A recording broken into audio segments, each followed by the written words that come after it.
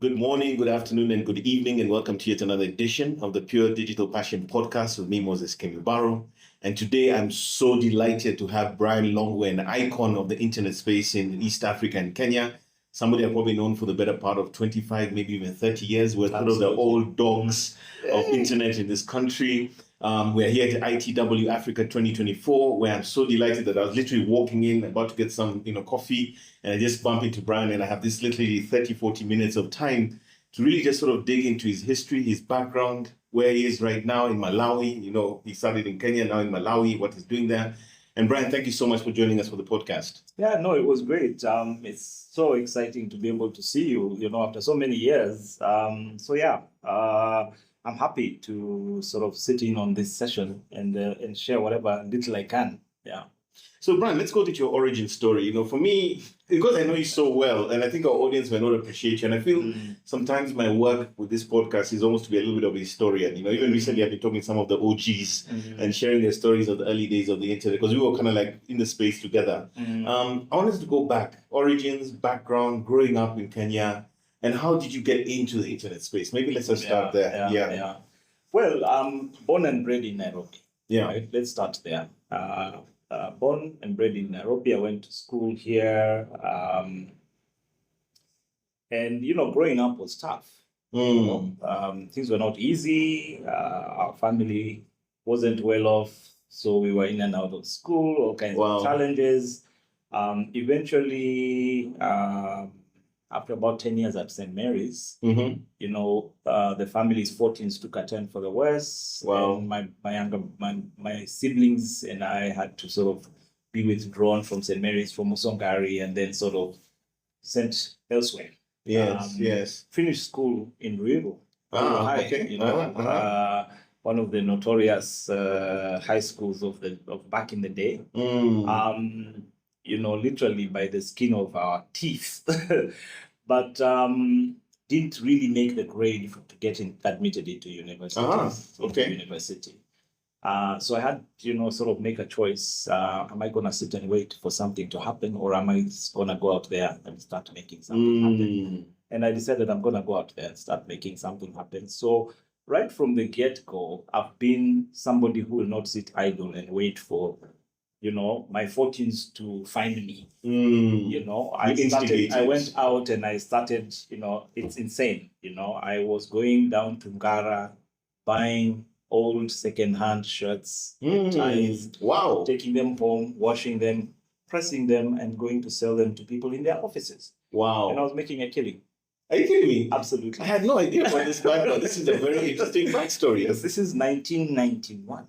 And this is the entrepreneurial background here, yeah? So, I didn't think that, I'm an entrepreneur, let me go and do this. I just thought, how can I make money? To survive, yeah. And I saw an opportunity here. And as I was doing that, down in Ngara Market, there was a truck that would come every so often and park by the side, and this guy would sell the most delicious grapes that you have ever tasted in your life from Tanzania. Wow. So I talked to this guy, and he told me that he imports grapes and supplies the Hilton, the Serena, the Stanley, all the big hotels. But he has to carry excess just in case some get damaged. He has a contract with them. So what he does is, after he's delivered, he brings the excess and sells them at Ngara Market, then goes back with the truck empty, then comes back a week later to replenish. So I told him, this is interesting. And I got an idea. Why don't I buy 5 kilos, repackage them the same way I was repackaging my shirts, take them home, get nice packaging, wash them, make them look nice, and then go to the same, now change my route and now target the upmarket neighborhoods. So I started canvassing Hurlingham, Kilimani, knocking on doors, selling grapes. And interestingly enough, and I know I've started off on a tangent, there's nothing to do with it leads to this, yeah. One of the houses that I knocked on, the mother of the house was called by their helper to come to the door, and she saw me and she's like, Brian, Longwe, aren't you? And I'm like, yes. And she's like, I know you. I'm like, wow, okay, how?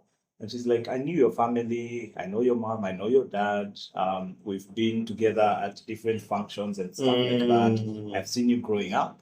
Why are you selling grapes? door to door. Oh. And then I told her my story. She said, come sit down, have a cup of tea. I told her my story, and she's like, you're a really good storyteller. Do you know how to type? Any good sort of writer should know how to type. I was like, no, I don't know how to type. But I used to love writing when I was in school. Wow.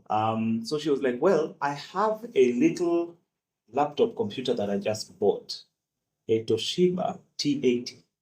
Which is state of the art at that point. First time, state of the art. Wow. 1991. And she was like, it has a little program on it called TT, Typing Tutor, which just sort of takes you through different things, exercises, games, and you're able to sort of figure out and learn how to type, and it builds your accuracy. So would you be interested in learning? You can come maybe for an hour a day, and that will sort of help you in your life. I think she was just feeling like maybe help this guy out a bit. And I said, I would love to do that. So she told her house help, her people, he will be coming in the morning or whatever time and spending some time on the computer. Give him a cup of tea, and then he'll go. And I came in the next day, 7:30, found her just before she left for the office. She was working at Amref. And, when she came back at the end of the day, she found me still glued to the computer. Wow. And I was fascinated by this device. I was doing the typing tutor, but I started asking her, bring me books. I want to know more. That is how I stumbled into technology. Wow. There was something about the tech that just got me. And from there, long story short, within about a month, I had a 40 words per minute, 100% accuracy typing speed. She asked me whether I would be interested in a volunteer opportunity at Amref. They were computerizing. They needed to digitize all the accounts files, a room full of files. Data entry, so to speak. Data entry into their system. Wow. They had 4 volunteers. Each of us was given a stack, almost roof high, ceiling high, of files that we needed to enter. With my speed, it was supposed to take us 3 months. I was done in 2 weeks.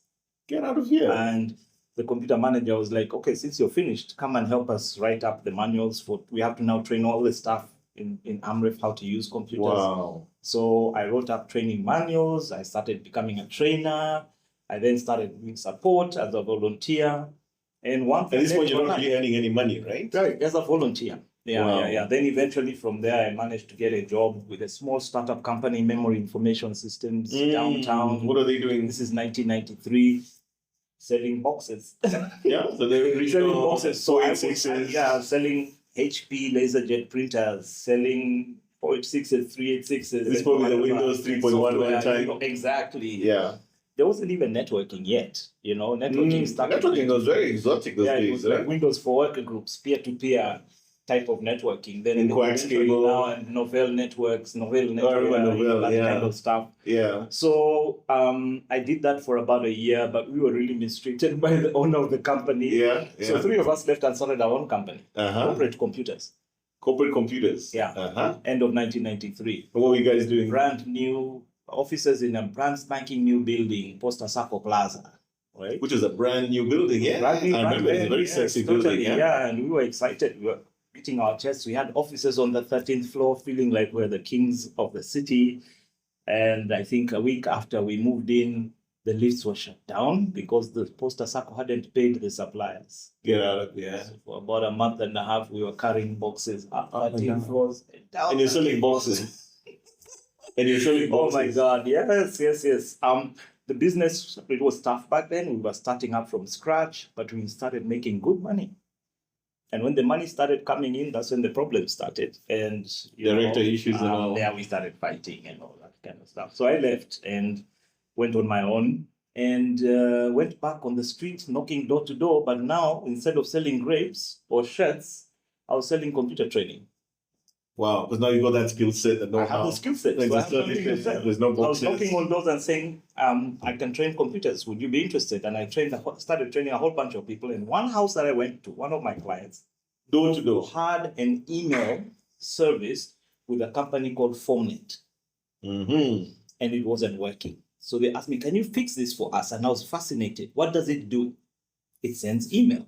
Email. Okay, what is email?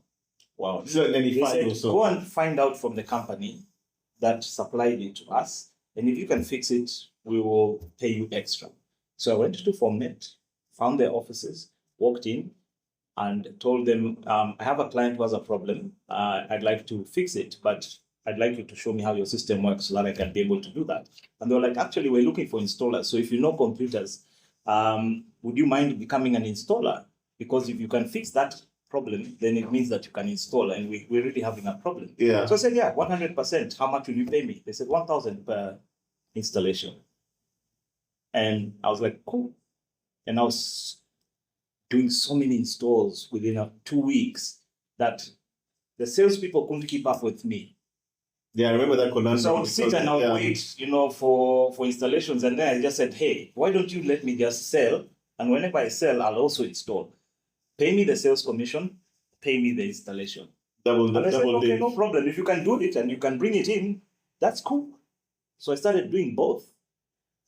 After 2 months, the MD called me into his office. He said he was given a check to sign, my commission check. And he said, what the hell? He called me, he sat me down. He hasn't nudged. I remember. He said, I'm paying you more than the highest paid employee in this company. Why? And I told him, but I sold. And I installed. He's like, okay, I will sign this check, but you have to make a decision now. You either come and work for us full time, or it stops. Oh, come on. I told him, yeah, I would love to work full time. It gives me job security. So I was hired on the spot. He gave me a choice. Do you want to do sales or do you want to do technical? You seem to be good at both. I said technical.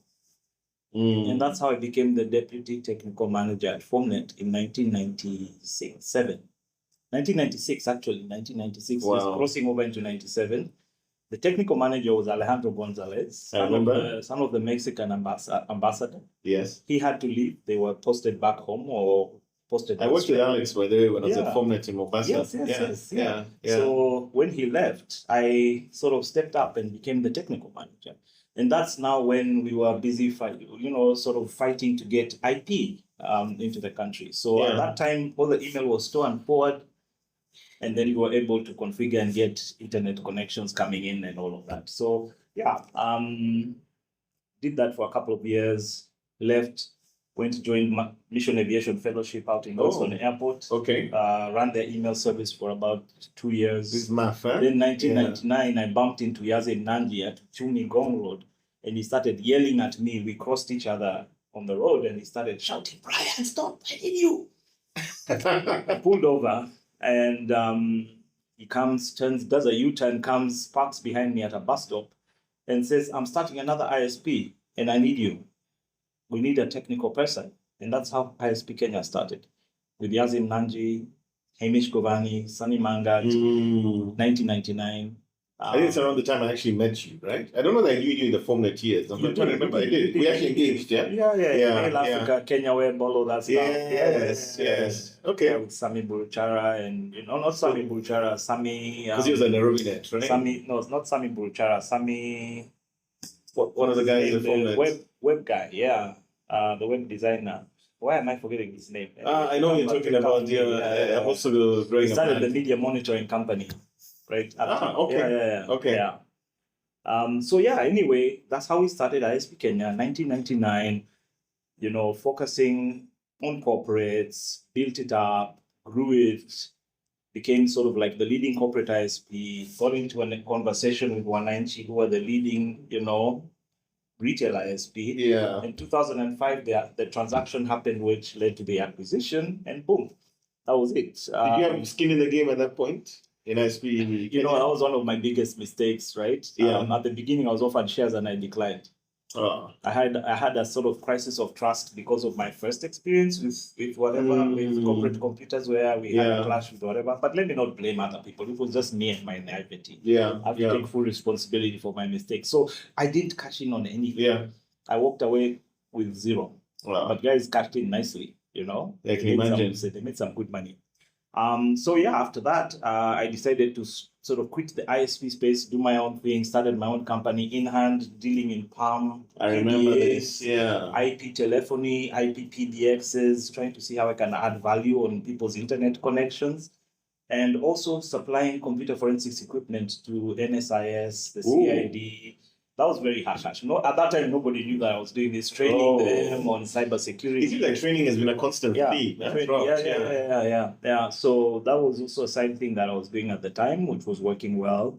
And in the process, got involved in quite a few things, dabbled in venture capital. We set up a venture fund with a couple of Dutch guys, raised 3 million euros for the Blue Link East Africa Mirror Fund, which I tried for some time, but after about 3 months, I realized that no, I'm not an investor, I'm not a fund manager. Okay. I'm an operator. So, I left it to them to continue with and went back into ops and in entrepreneurship. And somewhere along the way, this is 2010, so let me fast forward. A friend of mine, a Rwandese national that had been, had started ISPs in a couple of countries around the same time as I here in Kenya, reached out and said, hey, I have I need some help in Burundi. Oh, I'm doing a mobile money setup with the telcos and the banks here, but I have to rush to Europe for an investor meeting. And I need somebody solid that I can trust to just make sure that things are moving okay. Can you come for 2 weeks while I'm away? And I told him, yeah, cool, as long as you pay well.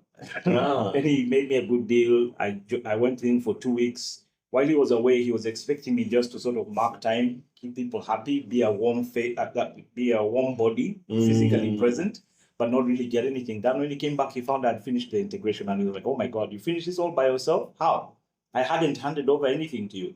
I told him I just read the book, the manuals, and figured it out, and decided, why waste my time here? Let me just finish the integration. Literally finish the work. Yeah. So it's like, okay, come join us, group CTO. We want to roll out in 7 countries. So that's what I did for the next 2 years. It was madness. Living out of a suitcase, traveling all over Africa. We were doing 7 countries simultaneously. It failed miserably. I was burnt out after 2.5 years of doing this and just decided to quit and come back to Kenya 2012 and see what to do. Because I'd left everything. At some point, I hadn't even seen my family for like 7 months. It was crazy. Yeah, I'm telling you. It was madness. So came back home and, after a year of reconnecting and, just sort of catching up, decided, hey, I think I've had it with this place. Let me see if I can find something out there, but something that I can do with my family. And we relocated in 2013 to Uganda. And I, on a fixed term contract, 3 years, I was working up in the north, in Gulu, really one of the poorest places in the world. Literally. A region that had suffered from 21 years of civil war. Everything was destroyed. Insecure for a long time. Everything had been destroyed, and now they had been rebuilding, trying to rebuild for 9 years. So it was a very interesting project, very ambitious. Try and use internet technologies to help the local community, the returning people, the returnees, make a livelihood using internet technologies. So it called for a lot of innovative approaches. So one of the things that we decided to do is BPO. So we went up, we built containers, solar powered them, put in low power computers, distributed them across 5 districts, trained young people how to do simple tasks, and started getting them work from Silicon Valley. Through a partnership with a company called Summersource that was originating the work. And Summersource had this concept called microwork. They would take a big project, break it down into really, really, really simple, small tasks. Yes. And then they had a system, a quality assurance system that allowed these tasks to be distributed to individuals who then complete the tasks and then push them into the system. The system consolidates, delivers to the client. Within about 18 months, we had a pool of about 450 young people working through 3 shifts, 24 hours. And I think at its peak, that business unit was doing upwards of $25,000, $30,000 a month. Wow. And in that rural environment, that rural environment, it transformed lives. Totally Literally. transformed lives. That was a huge success. But anyway, my job was to work myself out of a job. Come in, set up a social enterprise, hire people, train them, set up some of these, sustainable things that can be done, and then move. So as I was coming to the end of my contract, I was once again looking around to see what to do, and I was headhunted by Simbanet to go and start up operations in Malawi. They had just they had won a World Bank contract to do a public-private partnership with the Malawi government to build a fiber network connecting Malawi to the rest of the world. It's a massive project. Through Tanzania in the north and through Zambia in the west. It's a terrestrial fiber network. 800 kilometers of fiber to the borders, interconnecting with the power companies in both of those countries, going to, through them down to the submarine cables in order to bring in bandwidth. And it worked out very well. We were able to lower international bandwidth costs immediately by 75% right away. So this is 2015 that I went into Malawi, did that for 3 years, decided, okay, I've had it with employment, let me go out and do my last startup. And that's what led to me starting CTN, Converged Technology Networks, an ISP in Malawi, full circle. Yeah, because you have an origin which is what story as well in which is Malawi. what I've been doing for the last 6 years now. And it's been tough. Malawi is one of the poorest countries in the world. It's in the bottom 5. It has a lot of social problems, governance problems. If you close your eyes and picture Kenya 25 years ago, that's Malawi. So there's a bit of deja vu for me because I built ISPs in Kenya 25 years ago in Kenya. So similar challenges. So I'm using similar approaches and similar solutions. But just that things are moving a bit faster now because we have better tech. Back then we were dealing with copper and dial-up. Now I have a 4G license and I'm building base stations for fixed wireless access. It's just hard to raise the money for that. So yeah, it's exciting stuff. But I kick myself every once in a while and say, why are you such a sucker for punishment? Because it's hard. It's really hard. Building out networks in rural Africa. But it's fun and I love it. And working with young people, building capacity, making an impact. I think for me, it's just all about the impact.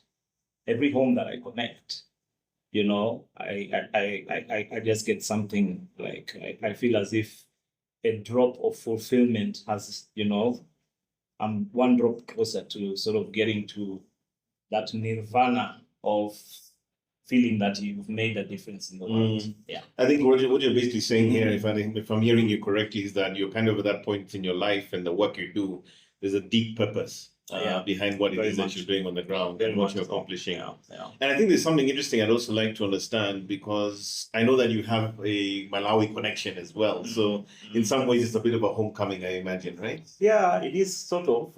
My dad is Malawian, my mom's Kenyan from Ukambani, Kawele, Kambundo.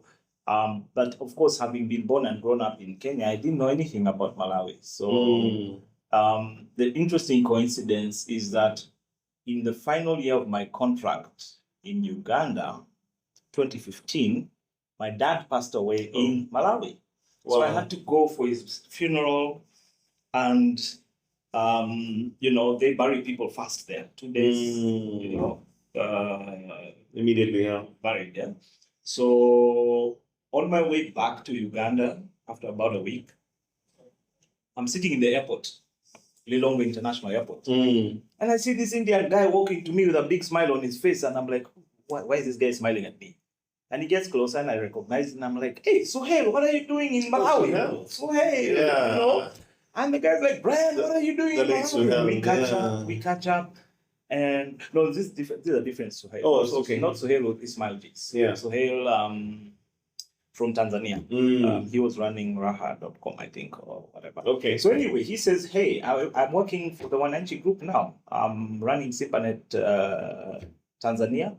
And we are here in Malawi. I come in once a month to check on the progress of the construction of the fiber network within this public-private partnership. And you believe it or not, that was the hookup. That led to me being called 2 months later by Suhail to say, Brian, can you come and run the Malawi operation for us? We're about to finish the fiber build. We need somebody who can come in, start up, hire people, and run this, deliver on the contract to the government, sell wholesale capacity to the marketplace. And that's what led to me getting back into Malawi. So at that point, I sort of said, this is sort of like a fortunate coincidence, and maybe the universe is trying to tell me something, but I was also feeling tired about running around and traveling so much. So I kind of, agreed with my, let's just go and settle down and take it easy for some time. By that time, I'd traveled 21 African countries, dude.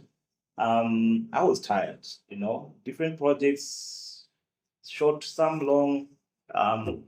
But yeah, I just wanted to settle down, get my feet planted, and try and make a difference in one place. Yeah, so that's what I've been doing for the last 6 years. And I'm excited to be back in Nairobi. I can't recognize this place. What have you guys done to Nairobi? What did you guys, I can't, I don't even know how to drive anymore. What have you guys done to this city? It's development, I suppose. It looks really good, but, I think for the audience, we're sitting in a room here in this wonderful hotel at Radisson, and this conference where there's a secret room or area for speakers that Brian and I are sitting in. And if you look at the view of Nairobi, it's absolutely stunning. But more importantly, Brian, I think, thanks for sharing that story. But I'd like to maybe ask one last question, which is, what's the way forward? What's Brian Longwe looking at in the horizon? And I think I'd also like to get maybe a more Pan-African perspective around infrastructure, technology, internet. What do you see as sort of the current state of play? Of course, we're this amazing event, but what do you see going forward?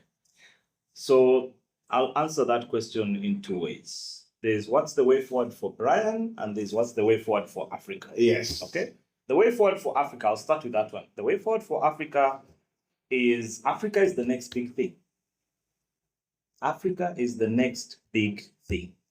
The future of tech, the future of digital is African. Believe it or not. We're the last frontier. If you look at the situation in the West and in Asia, they've exhausted their resources. Right? They're really advanced technologically, but they're hitting the roof on everything. They matured, basically. Yeah. So Africa is the future. This is the only space where you can be able to build more data centers, where you can be able to see more infrastructure coming up. The workforce is massive. It's a youthful population. It just needs to get cultivated, right? So if we can be able to harness our human resource and really make sure that we're producing excellent, talented, gifted, skilled, well-educated kids, that's it. It's a home run. It's a home run. What's the future for Brian? I've given myself 2 years. I want to retire. And my retirement plan is simple. I'm going to buy 2 goats, a boy and a girl. And I'm going to go to the village or find a village somewhere where I can go and sit and watch them multiply. Become 3, 5, 7, 10, 15. I don't want to be involved in tech anymore. I've done my part. I've been working in tech now for 31 years, Chief. I've done my part. Let others carry on. And as much as I can do between now and then, to pass on the baton, to inspire others, to train others, I'll do my best. Awesome. Brian, thanks so much for sharing your story, what you're up to, what you see as the future of telecommunications and internet and infrastructure in Africa. And more importantly, it's been such a pleasure meeting you at the ITW Africa 2024. Wishing you all the best during your stay in Nairobi. Wishing you all the best with your business in Malawi, and also, of course, your impending retirement. But I suspect that the industry will just pull you back. Well, let's see. If you know any good goat suppliers, let me know. Maybe Minister Brian Longwe. Maybe. There's a lot of opportunities for somebody like you with the experience. But thank you so much. Real pleasure. And to our audience, thank you so much for listening to us as we spoke to Brian Longwe, an icon of telecommunications and internet infrastructure across East Africa and the rest of Africa, and now in Malawi. And thank you so much, and we'll catch you in the next one.